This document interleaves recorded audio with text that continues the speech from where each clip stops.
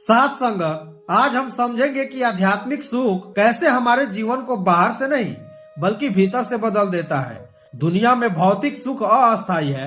पैसा, शोहरत, सुविधाएं कुछ समय के लिए खुश कर सकती है, लेकिन आध्यात्मिक सुख यह अस्थायी, शांत और गहरा अनुभव होता है जो निरंकार से जुड़ता है।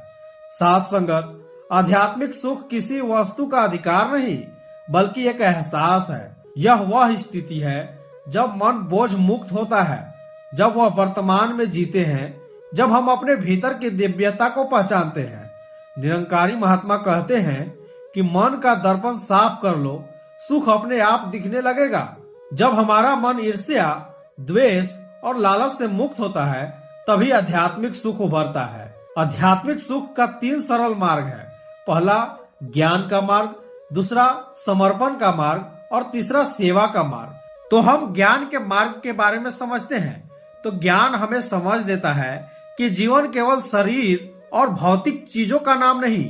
जब मनुष्य यह पहचान लेता है कि हर जीव में एक ही परमात्मा बसता है, तभी भीतर पवित्रता आती है। यह पवित्रता सुख बनकर मन में फैल जाती है। समर्पण का मार्ग समझिए कि अहंकार आध्यात्मिक सुख का सबसे बड़ा दुश्मन है।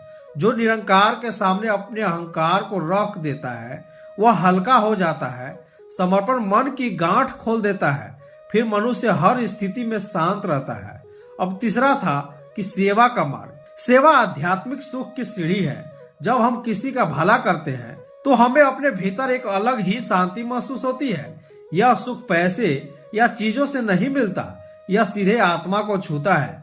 साथ संगत, आध्यात्मिक सुख मन को हल्का बनाता है। जीवन की समस्याएं खत्म नहीं होती, लेकिन उनसे जुड़ा डर, चिंता और बेचैनी खत्म हो जाती है। जो व्यक्ति आध्यात्मिक रूप से सुखी होता है, वह छोटी बातों पर नहीं टूटता, लोगों की गलतियां माफ कर देता है और हर पल में ईश्वर का प्रकट प्रेम महसूस करता है। आध्यात्मिक सुख इंसान को बाहरी दुनिया से नहीं, अपने भीतर की रोशनी से जोड़ता है। साथ संगत, आध्यात्मिक सुख एक बार मिलने से खत्म नहीं होता। अगर हम रोज इसका अभ्यास करें, कुछ मिनट मौन में बैठे, मन को निरंकार से जोड़े, दिन में एक बार भी किसी की मदद करे और रात को अपने कर्मों का आत्म मंथन करे, यह साधारण दिनचर्या मन को दिव्यता की ओर ले जाती है। साथ संगत, आध्यात्मिक सुख वही अनुभव कर पाता है जो मन को बाहरी इच्छाओं की भीड़ से निकालकर भीतर की रोशनी में लाता है। संत हमें यही सिखाते हैं कि सुख बाहर नहीं, भीतर खोजो। जब इंसान अपने मन से शुद्ध हो जाता है, तब आध्यात्मिक सुख उसके हर विचार, हर कर्म और हर सांस में समा जाता है।